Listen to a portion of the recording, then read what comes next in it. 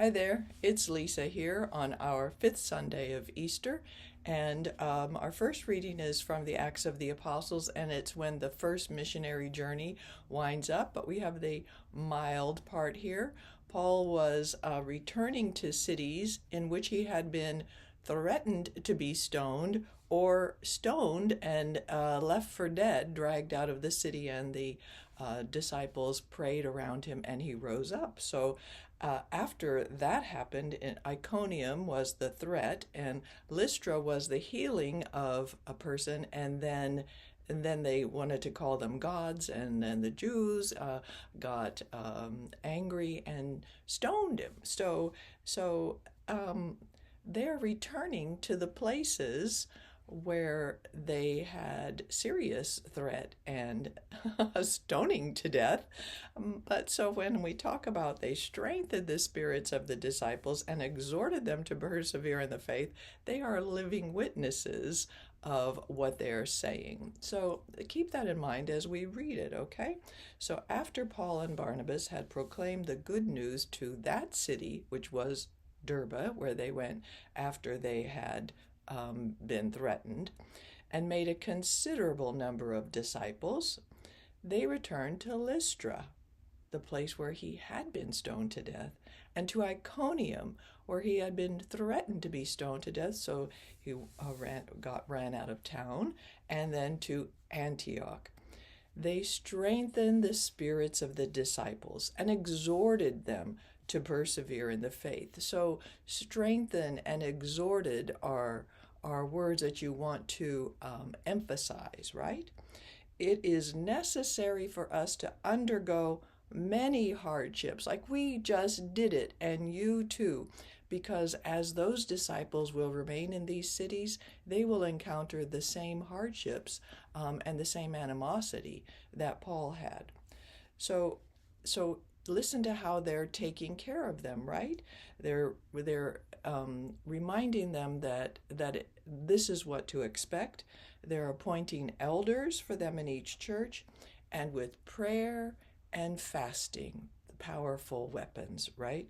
Commended them to the Lord. Commended them to the Lord in whom they had put their faith.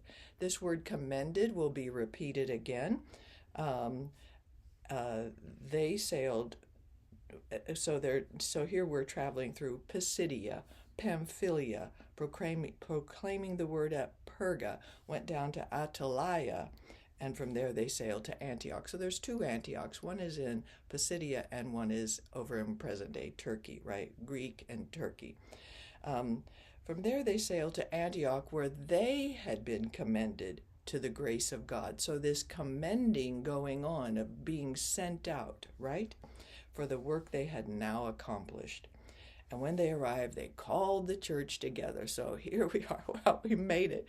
Who knew? Who knew what was going right? And reported what God had done with them and how he opened the door of faith to the Gentiles. So what an amazing background there is that gives these words dimension, right? So read the beginning part of chapter 14 and maybe even back up to chapter 13 so that you know what he went through when he's talking about many hardships and persevering in the faith. Okay, so let's see how that would sound as we just read it straight through. A reading from the Acts of the Apostles. After Paul and Barnabas had proclaimed the good news to that city and made a considerable number of disciples, they returned to Lystra and to Iconium and to Antioch.